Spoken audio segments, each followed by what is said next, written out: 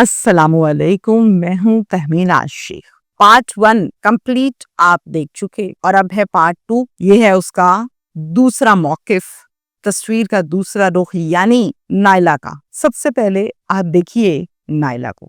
नायला जिसका जवान बेटा आशिर ये कहता है कि माँ ने पूरे मोहल्ले में, रिश्तेदारों में, खानदान वालों में ये फैला दिया है, हर जगह पर ये कहा है कि मेरे कंबल में रात में आशिर घुस जाता है और मुझ पर कोशिश करता है, गलत हरकतें करता है मेरे साथ। इतने संगीन इल्जामात मुझ पर आशिर ने लगाए हैं। तफसीलात सारी की सारी इस हवाले से मैं आपको आगाज में बता चुकी हूँ, जो कि पार्ट 1 में है। पार्ट 1 में जो कुछ हो चुका बता चुकी, डिटेल्स मैं आपसे रिपीट नहीं करूंगी, लिहाजा जिन्होंने पार्ट 1 नहीं देखा वो सबसे पहले पार्ट 1 देखें, फिर उसके बाद पार्ट 2 देखें ताकि आपको केस की समझ आ सके।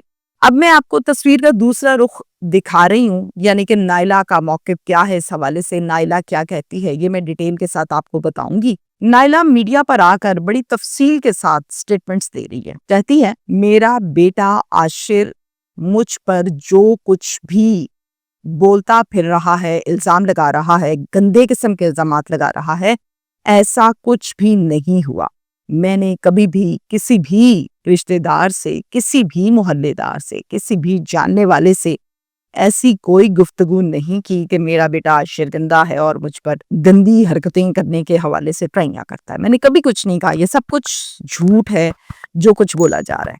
और फिर कब्बल वाली बात तो मैं सोच भी नहीं सकती, तसव्वुर भी नहीं कर सकती। आखिर को मैंने आशिर को पैदा किया है, जन्म दिया है, बेटा है मेरा, मैं कैसे ऐसा कह सकती हूँ, सोच भी नहीं सकती। रात को मैं 3 बजे आया करती थी, कभी दिन को जाती और रातों को आती, और रात को जाती तो सारी रात आती ना। अगर मैं इस कदर खराब थी और मैंने इसी तरह से इनके साथ जिंदगी गुजारी है तो फिर यकीनन मेरा ससुराल लंबा चौड़ा है, इनके पास मेरे खिलाफ कोई ना कोई सबूत तो होगा, वीडियोस होंगी, कोई पिक्चर होगी जब मैं आधी आधी रातों को आती थी। तो वो अगर कुछ है तो इनको चाहिए, बल्कि मैं इनको सरेआम मीडिया पे बैठ के कह रही हूँ, दिखा दें वो सबूत मेरे खिलाफ, ताकि दूध का दूध और पानी का पानी कर लिया जाए। नायला का ये भी कहना है कि मैंने किसी भी दर्जी को नहीं फंसाया, ना ही मैंने किसी दर्जी से कोई निकाह किया है।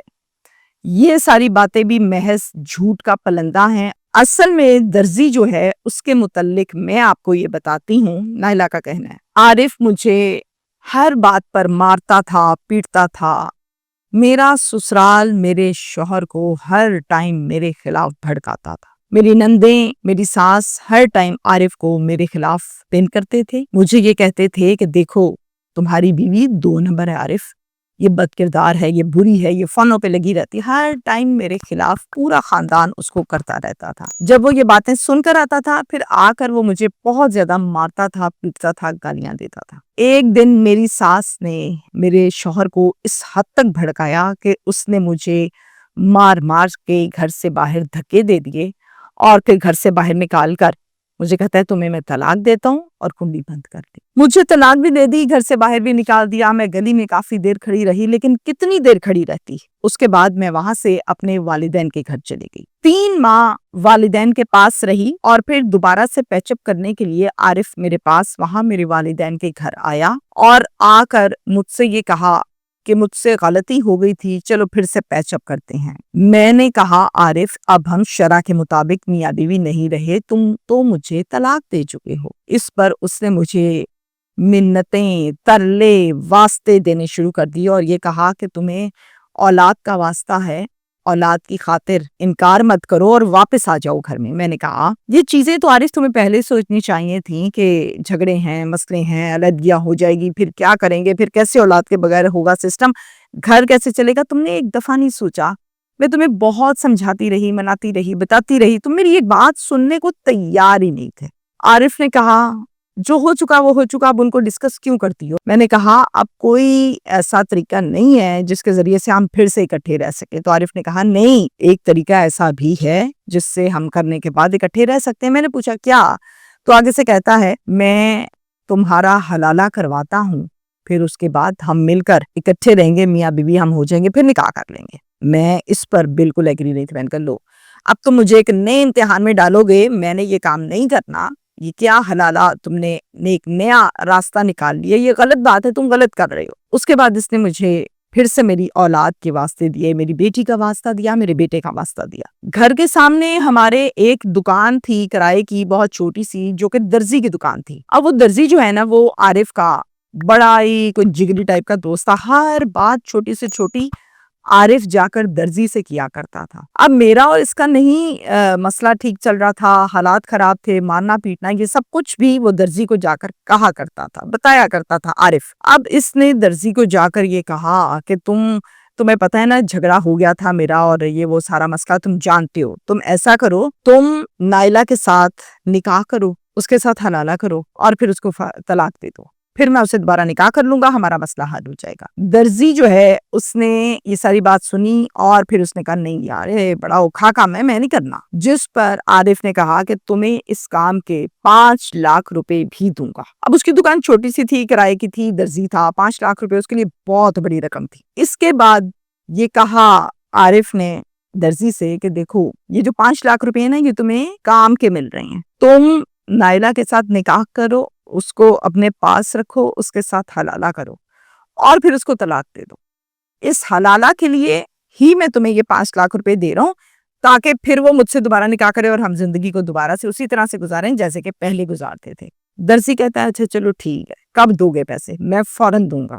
درزی کا نکاح، حلالہ میرے ساتھ، یہ ساری باتیں میرے سسرال کے ایک ایک شخص کو پتا تھیں، گھر والوں کو سب پتا تھا۔ نکاح بھی کروایا اور عارف نے حلالہ بھی کروایا، اور پھر درزی نے 5 لاکھ روپے عارف سے مانگے کہ چلو بھئی حلالہ ہو گیا، فارغ بھی کر دیا، اب نکالو میرے پیسے۔ عارف نے کہا کہ ہاں تمہارے پیسے بالکل میں نے دینے ہیں، میں دوں گا تمہیں پیسے، لیکن تھوڑے دن ٹھہر جاؤ، میری پیمنٹ ایک آنی ہے، میں وہاں سے لے کر تمہیں دیتا ہوں۔ یہ کہنے کی دیر تھی کہ درزی بگڑ گیا، اس نے کہا میری بات سنو، تم نے مجھے کہا تھا میں فوراً پیمنٹ دوں گا تمہیں، اور حلالے کی پیمنٹ ہے یہ، تو میں نے تو حلالہ کر دیا، اب میرے پیسے نکالو فوراً، ورنہ میں نائلہ کو طلاق نہیں دوں گا، جاؤ پھر رہے گی میرے ساتھ۔ کچھ دن میں وہاں درزی کے ساتھ رہتی رہی۔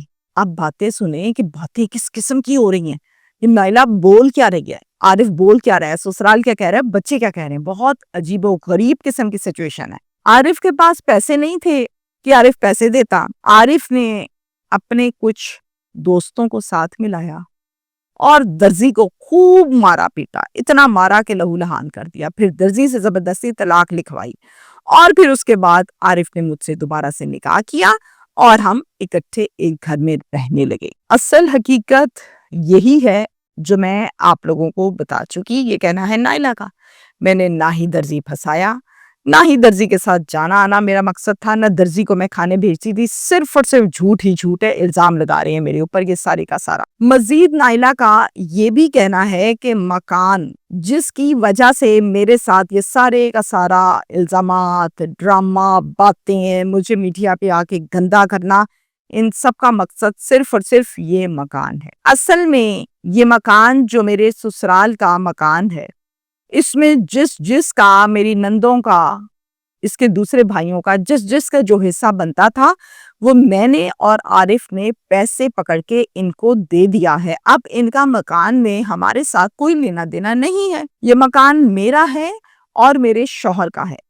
اب یہ لوگ مجھے یہاں سے نکال کر اس مکان کو ہتھیانا چاہتے ہیں، اس پر قبضہ کرنا چاہتے ہیں، اور اسی مقصد کے لیے یہ مجھے گندا کر رہے ہیں تاکہ مجھے یہاں سے نکال دیں، جس میں وہ کامیاب بھی ہو چکے۔ میں یہاں تک ذلیل و رسوا ہو گئی ہوں کہ میرے سسرال والوں نے، میری نندوں نے، میری ساس نے میری اولاد کو اپنے ہاتھوں پر ڈالا ہوا ہے۔ جو یہ کہتے ہیں وہ میری اولاد سے کہلواتے ہیں، میری اولاد کو میرے خلاف اس حد تک کر دیا ہے کہ وہ مجھ سے نفرت کرنے لگی ہے۔ اصل میں اولاد کو مجھ سے توڑنا، میرے خلاف کرنا، میری طاقت کو ختم کرنا ہے۔ ایک عورت کی طاقت اس کی اولاد ہوتی ہے۔ مجھے میڈیا پر آ کر گندا کریں، میری اولاد، اور ان کو جو پٹی پڑائی جاتی ہے وہ ویسے ہی آ کے وہاں پر بول دیتے ہیں۔ اصل میں مقصد ہے یہ مکان اور اس مکان پر قبضہ۔ سب مجھ پر میڈیا پر آ کر اپنی اپنی مرضی کے مطابق الزامات لگاتے ہیں، گند ڈالتے ہیں، گند اچھالتے ہیں، جبکہ آپ سب سے میں یہ بھی کہنا چاہتی ہوں کہ میں اتنی بد کردار عورت تھی، میں اتنی خراب عورت تھی کہ میں دن کو جاتی، رات کو آتی، رات کو جاتی تو پوری رات ہی نہ آتی، کبھی کبھار رات کے 3 بجے آتی، میرے شوہر کو پتا تھا کہ میں گند مار رہی ہوں, میرا شوہر مجھے کچھ نہیں کہتا تھا. یہ سب کیسے ہو سکتا ہے؟ میں اتنی زیادہ خراب تھی تو مجھے 17 سال تک میرے سسرال والوں نے اپنے ساتھ اپنی بہو بنا کر رکھا, تو رکھا کیسے؟ مجھے وہاں سے پہلے نکال دیا ہوتا. ہمارا تعلق جس معاشرے سے ہے وہاں پر اگر عورت اس طرح سے ہو تو اس کو ایک دن کے لیے سسرال والے نہیں جینے دیتے. انہوں نے مجھے 17 سال تک کیسے برداشت کر لیا؟ یہ سارے کا سارا موقف جو میں نے آپ کو بتایا یہ نائلہ کا ہے. ایک ٹھنڈی سانس, دونوں سائیڈوں کے موقف میں نے آپ کے سامنے رکھے. اب میں کروں گی بات ذاتی اوپینین پر کہ میری اس کیس پر اوپینین کیا ہے. دیکھیں, میں پہلے جو پوسٹ مارٹم ہے وہ نائلہ کے اسٹیٹمنٹ اور موقف پر دیتی ہوں. وہ یہ ہے کہ نائلہ کہتی ہے کہ میرے شوہر کا دوست تھا درزی. اگر تو واقعی دوست تھا درزی عارف کا, تو یقیناً پھر عارف کا اٹھنا بیٹھنا بہت زیادہ ہوگا درزی کے ساتھ, اور اس چیز کا گواہ وہ بازار بھی ہوگا, محلہ بھی ہوگا, موبائل سے بھی بہت کچھ نکل آئے گا. اگر تو یہ سچ کہتی ہے تو پھر میں یہ کہتی ہوں کہ ڈاڈی قسم کی عارف کو سزا ملنی چاہیے, سسرال کو ملنی چاہیے اگر ایسا ہے تو. اور اگر نائلہ یہ بھی کہتی ہے کہ مجھے 17 سال کیوں رکھا, اور اس کا سوال یہ باتیں میں نے کی تھی نائلہ کے سسرال سے بھی کہ اتنی گندی تھی تو بھائی نکال دیتے آپ اس کو. تو آگے سے ساس نے مجھے یہ کہا, بیٹا میں اپنے بیٹے کو بہت دفعہ کہتی تھی عارف کو کہ عارف یہ ہمیں ذلیل کرا رہی ہے, ہماری عزت کی دھجیاں اڑا رہی ہے, انہوں فارغ کر دے پتر, ساڈا اے دے نال گزارا نہیں. تو عارف آگے سے کہتا تھا امی جو مرضی ہو جائے میں اس کو کبھی بھی نہیں چھوڑوں گا. دیکھیں, کوئی ایک بات کرتا ہے آپ 2 کرتے ہیں, پھر آپ 4 کرتے ہیں, سامنے والا 6 کرتا ہے. یہ جو ڈیجٹس ہے نا یہ بڑھتے چلے جاتے ہیں. ایک شخص گندا ہے, فار ایگزامپل مرد ہے یا عورت, اس کے ساتھ رہنے کا مقصد کیا ہے؟ مطلب کیا ہے؟ ساری زندگی خراب کرنا. ایک شخص اچھا ہے, اس کے ساتھ رہنے کا مطلب کیا ہے؟ زندگی آباد کرنا, خوشحال کرنا. اگر تو نائلہ واقعی اتنی بری تھی تو آپ اس کو سائڈ پہ کر دیتے, ختم. اور اگر نائلہ بری نہیں تھی تو پھر صرف مکان کی خاطر نائلہ پر کیچڑ اچھالنا یہ سراسر زیادتی ہے. حلالہ کو 5 لاکھ روپے میں سیٹ کرنا شرع کے ویسے ہی خلاف ہے. میں آج یہ بھی بتا دوں آپ لوگوں کو. خیر یہ باتیں تو اسکالرز جو ہیں اسلامک اسکالرز ان کے کرنے والی ہیں. شارٹ کٹ یہ ہے کہ حلالہ ایسے نہیں ہوتا جیسے آپ نے بنا لیا 2 منٹوں کے درمیان 5 لاکھ روپیہ دیں گے, حلالہ ہو جائے گا, دوبارہ شادی کریں گے, پھر رہنے لگ جائیں گے. نیور ایور, ایسا نہیں ہے. حلالہ یہ نہیں ہوتا. حلالہ کس صورت میں, کس انداز میں اور کیسے ہوتا ہے وہ اور لمبی چوڑی باتیں ہیں. دوسری بات یہ ہے کہ میں نے کسی سمجھدار اور صاحب علم سے یہ سنا تھا کسی دور میں, عورت اگر اپنی اولاد کو ایک فحاشی کے اڈے پر بیٹھ کر جنم دے تو اس کا رتبہ ماں ہی لکھا جاتا ہے. اور ماں کو کھڑے ہو کے اس انداز میں گفتگو کرنا کہ گندی عورت ہے, یہ بد کردار ہے, وہ ہے یا نہیں ہے وہ بات کی باتیں ہیں, وہ اللہ نے اس کو سزا دینی ہے, وہ کیسز ہیں, معاملات ہیں. لیکن اولاد اگر یہ بات سامنے کھڑی ہو کے ماں کو کہہ رہی ہے تو اس کا وہ جواب دے گی, اس کی معافی نہیں ہوگی, کبھی نہیں ہوگی. لہٰذا آپ کو یہ نہیں بھولنا کہ رتبہ اس کا ماں کا ہی ہے. رتبہ اس کا وہ نہیں ہو گیا کہ جی آپ اس کے بیٹے ہی نہیں ہیں, یہ کہنے کی باتیں ہیں. لیکن رتبہ اس کا وہ ہے, اور اپنے رتبے کی وجہ سے وہ آپ سے اس چیز کا حساب لے سکتی ہے جو کہ آپ کو نیکیاں دے کر پورا کرنا پڑے گا, یا پھر معافی مانگ کر پورا کرنا پڑے گا, یا پھر شاید ایسا وقت ہی نہ آئے کہ آپ کو معافی مانگنے کی مہلت ملے. میری بات پر غور کیجیے گا, تمام اولادیں جو اس دنیا میں موجود ہیں. شکریہ.